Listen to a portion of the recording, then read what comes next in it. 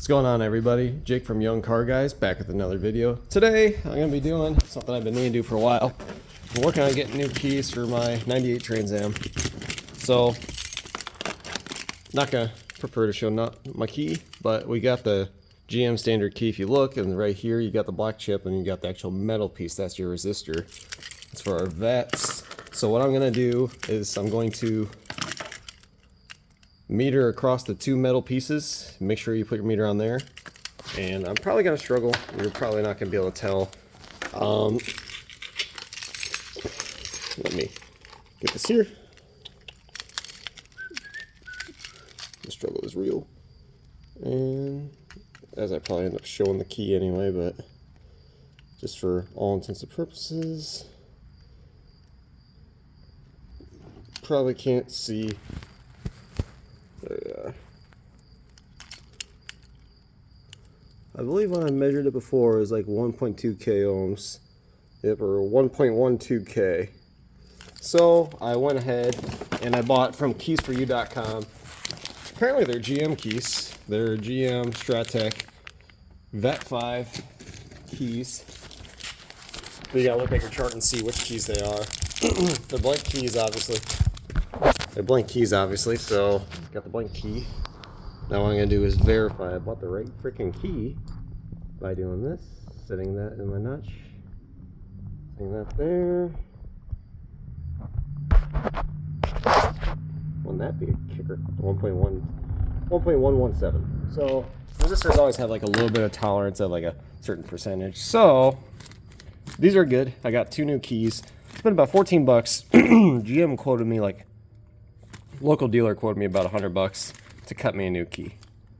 So I'm 14 bucks in. I'm gonna go to Ace. I'll come back and show you guys my keys, see if she starts up, and then maybe I'll try to eventually get this fob working, or a second and third fob.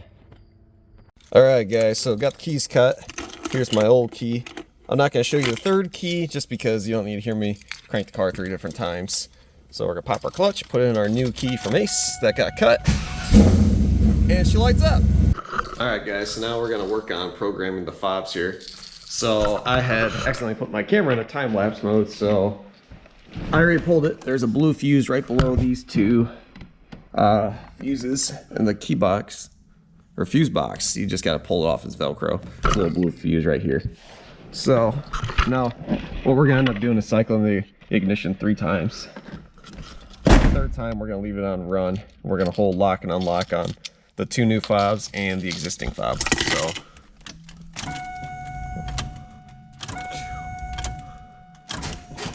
So we heard everything lock, cycle, yada yada. So now we should be good to hold this.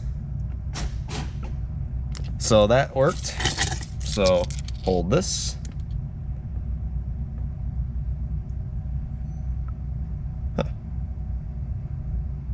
That one didn't work that time.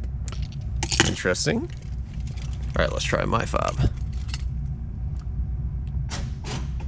2 out of those worked. Let's try this one again. There we go. All right, so now turn the key off, like so. Then what we're gonna do, grab a fuse back and put it back in the hole where she goes. Alrighty, so we're back. It's actually the next day. I decided I didn't like the footage of on the video. We popped the fuse in, we turned the key off. So now I've got my 3 fobs.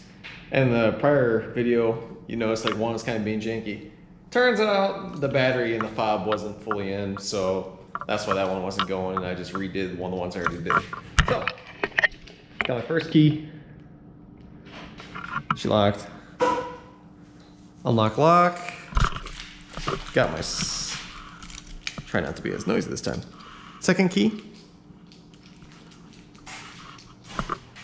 Unlock. Lock. And we got our third key. So, all together, we got all the key fobs working. All my keys work. I probably dropped like 50, 60 bucks. Now I have 3 sets of keys aside from the driver door. So, thank you guys for watching. I appreciate you guys taking interest in the video. Please comment down below what you want to see next. Obviously, let me know if you want to see more content with the Trans Am, or the wife recently got a new Charger. If there's anything you guys want to see with that, let me know. Anyways, guys, thank you for watching, and we'll see you next time.